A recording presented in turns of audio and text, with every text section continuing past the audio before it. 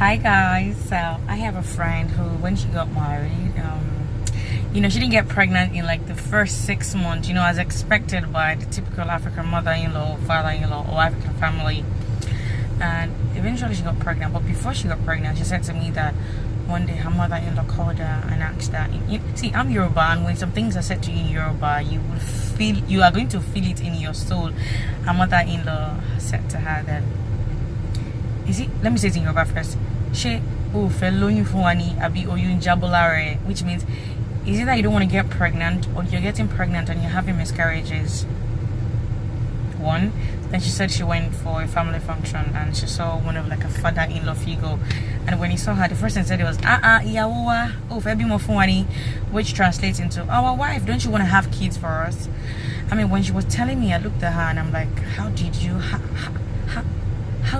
feel? I mean, it is so sad. Like, how do you even come up with things like that? First off, if having kids were that easy, I mean, everybody will have kids, but there are some things that are way beyond us, and that's why it's really important that we are kind with our words. I mean, especially in this part of the world, it's so painful because the thing about this in-laws are, if you were their daughter, they usually know as outspoken or as judgy.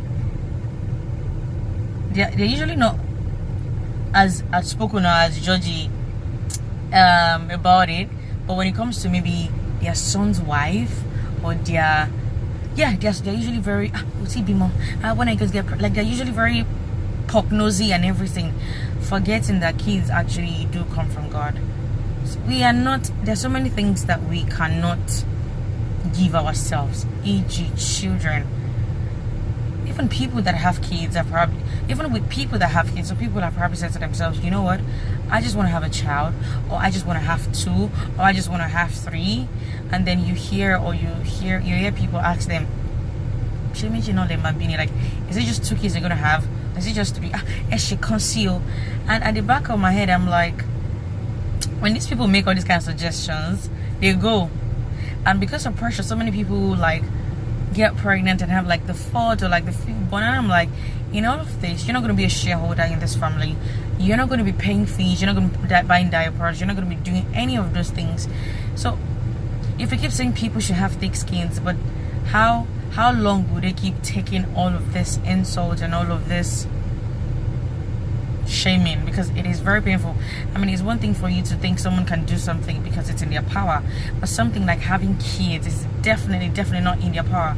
And most times, so many people think it's the women, forgetting that it could actually be their son.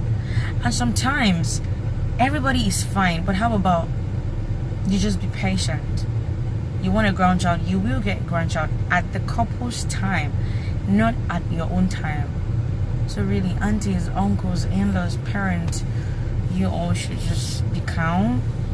Take a chill pill. Like, if you desperately want a child, you could get pregnant or you could adopt a child. But enforcing someone to get you a child like now, I think it's just wrong. And really, let's be kind with our words. Let's be nice. Because this is my friend. Eventually she got pregnant. Like, she actually did get pregnant, and then she had a miscarriage. I mean, it's so painful. Like, so she's in like the recovery process right now.